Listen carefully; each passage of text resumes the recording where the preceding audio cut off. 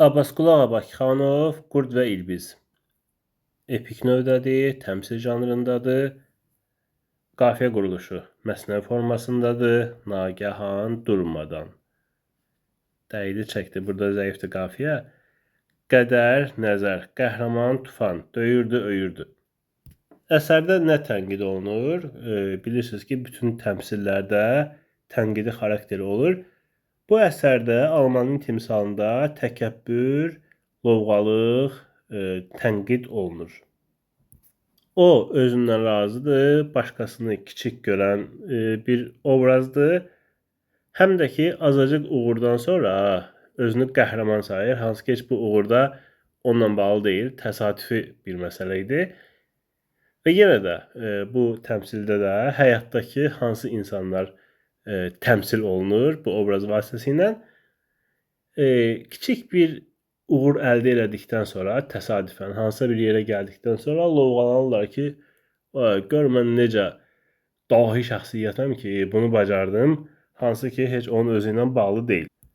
Və sonra da daha bir hadisə baş verəndə və yaxud da bu təmsildəki kimi ikinci alma düşəndə görürük ki, bunun əsasında heç nə dayanmırmış və bu da faciəyə gətirib çıxarır həmin o təkəbbürlü obraz üçün. Baxaq əsərə. Bir almanın içində bir qurd vardı.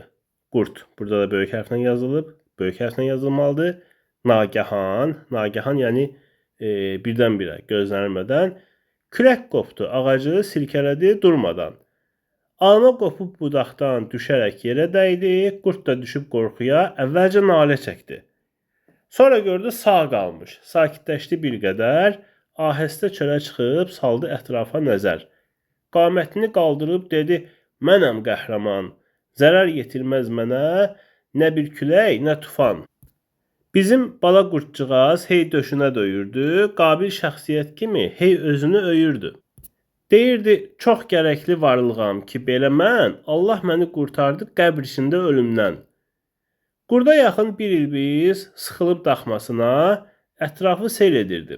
Qurd onun baxmasına nəzər salıb fəxr ilə bağırdı, ey, bura bax, gör mən necə qoçağam.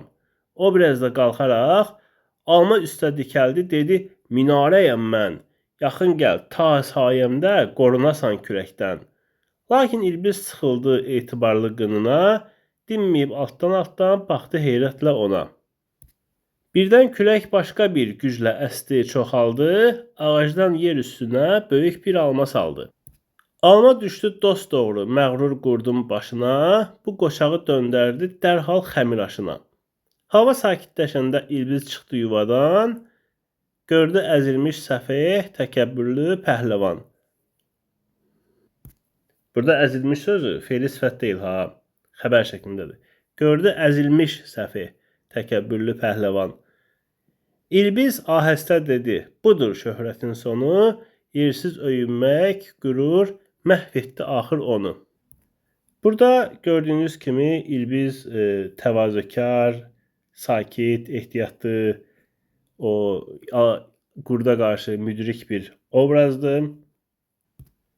Hər iki obrazın nitqinə yer verilibmi? Bəli, hər iki obraz danışır, amma bir-birləri ilə danışırlarmı? İkisi də bir-birinə danışırmı? Bunu belə demək olar. Qurd İlbizə deyir sözünü. İlbiz isə qurda demir. Yalnız o öləndən sonra da öz-özünə deyir də belə çıxır. Yəni bunlar bir-birlərinin söhbətləşirlərmi? Xeyr. Qurd onu dəvət edəndə ki, gəl mənim kölgəmdə dayan, özünü qoru, yəni qorunarsan mənim kölgəmdə. İlbiz heç nə demir, sıxıldı etibarlı qınına. Dinməyib altdan baxdı heyrətlə ona. Və əsərin ideyasını necə müəyyənləşdirmək olar, nə ilə ifadə eləmək olar? Belə bir cümlə ilə ifadə eləmək olar ki, lovğalıq və özündən razılıq insanı məhvə aparır, təvazö və ağıl isə xilas edir.